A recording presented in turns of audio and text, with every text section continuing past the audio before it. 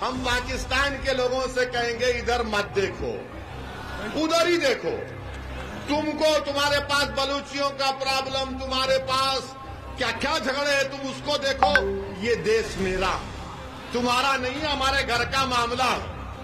आप इसमें अपनी टांग या अपनी नाक मत अड़ाओ, जख्मी हो जाएंगी तुम्हारी टांग और नाक। तुमको इस्लाम के माने समझ में नहीं आए, हमको समझ में आ गए।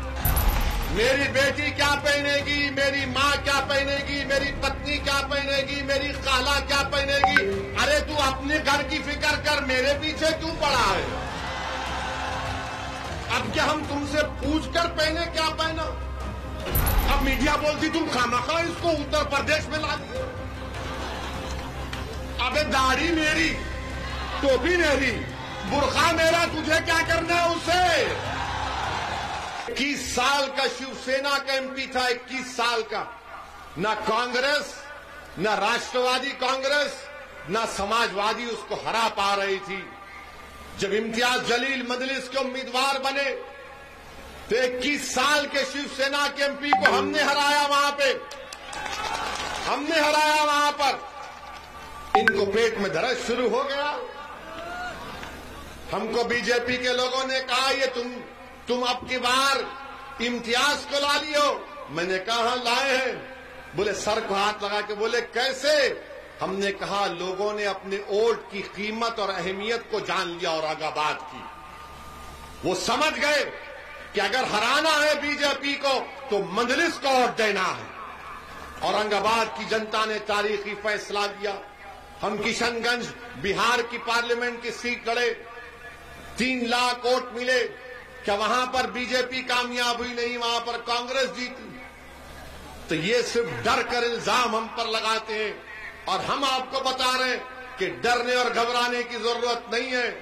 मैं हमारी मां और बहनों से अपील कर रहा हूं, मेरी आपसे गुजारिश है कि 14 तारीख के दिन आप लोग पूरे अज़म और हौसले के साथ आप अपने पोलिंग बूथ को जाइए। और जो हमारी मां और बहनें हिजाब पहनती हैं, निकाब पहनती हैं, वो भी पहनकर जाइए। अब मीडिया वाले चलाएंगे इसको, मीडिया वाले बोलेंगे वैसी तू हिजाब को ला लिया। अब आप बताइए, हिजाब और बुर्का पहनना तो हमारा राइट है, हमारा फंडामेंटल राइट है संविधान में। मैं क्या पहनता हूं, क्या खाता हूं, किसी के बाप को झांकने की जरूरत नहीं है उसमें। मेरी बेटी क्या पहनेगी, मेरी माँ क्या पहनेगी, मेरी पत्नी क्या पहनेगी, मेरी खाला क्या पहनेगी। अरे तू अपने घर की फिक्र कर, मेरे पीछे क्यों पड़ा है? अब क्या हम तुमसे पूछ कर पहने क्या पहना? इनको वोट भी डालना डर कर। अब कह रहे कि नहीं, ये पहनने से मुसलमान जो है दब जाता है। तुझे कैसे मालूम?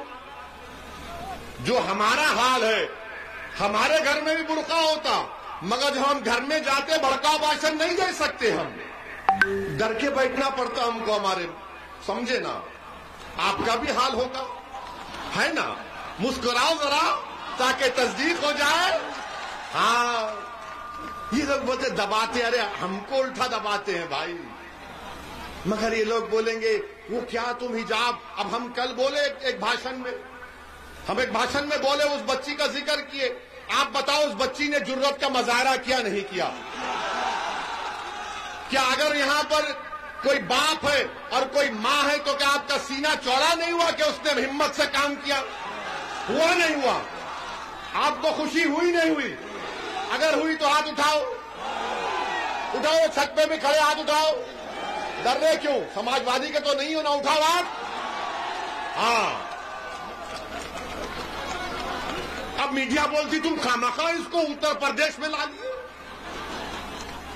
अबे दाढ़ी मेरी, टोपी मेरी, बुर्खा मेरा, तुझे क्या करना है उससे?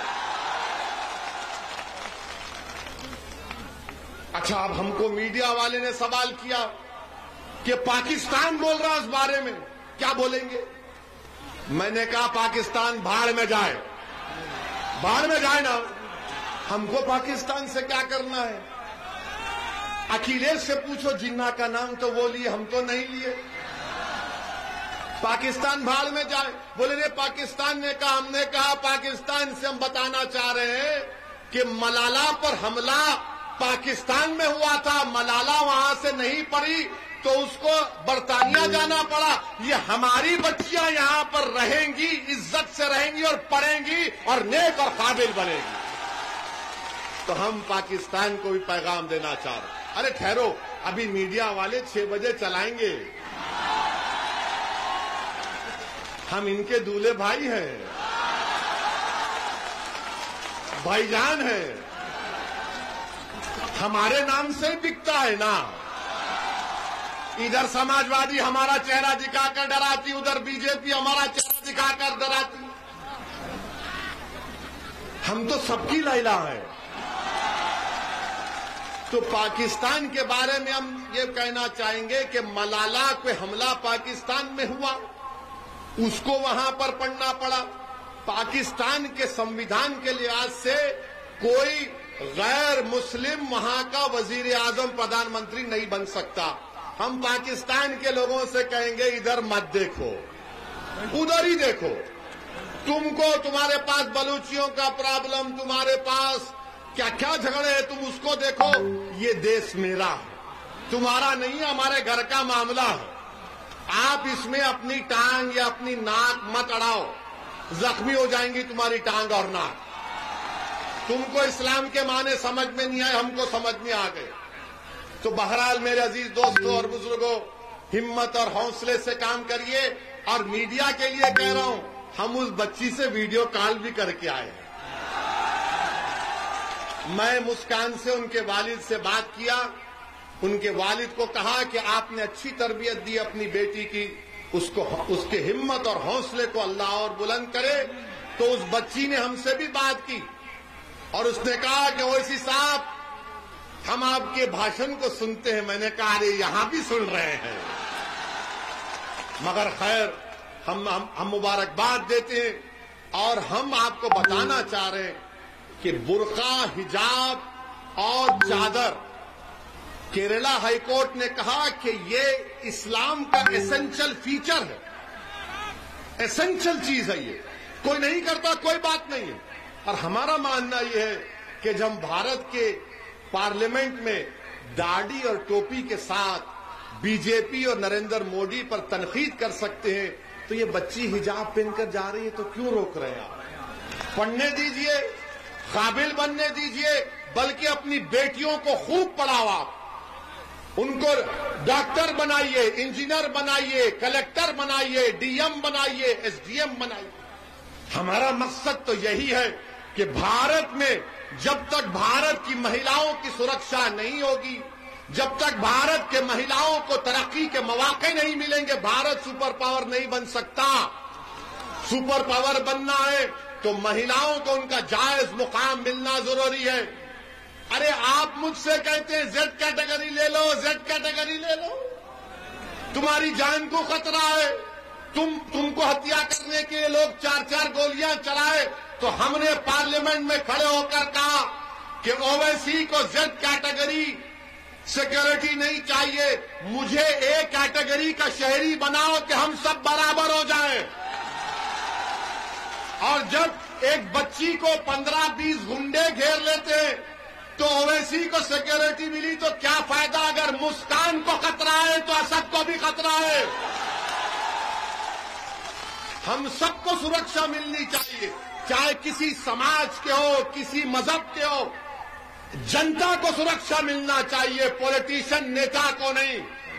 आजकल नेता लोग फैशन बना लिए कि 4-4 लोग बंदूक लेके टाई टाई टाई टाई चलती गाड़ी चलती है, और लोग देख के बोलते जा रहा है नेता, थू बोलते उसको, कुछ काम का नहीं है। हमारी जान की हिफाजत जब होगी जब आपकी जान की हिफाजत होगी। हमारा घर आबाद रहेगा जब तुम्हारा घर आबाद रहेगा। हमारी बेटी खुशी उस वक्त खुश होगी जब तुम्हारी बेटियां खुश होंगी। ये हमारी काम है, ये हमारी जिद्दोजहद, ये हमारी सोच है। इसलिए हम आपसे अपील कर रहे कि 14 तारीख के दिन बिला खौफ और पूरे एतमाद के साथ आप पतंग के निशान पर बटन दबाकर अपने इत्तेहाद को और हिस्सेदारी की लड़ाई में आप अपना रोल अदा करिए और हमारे लिए दुआ करिए।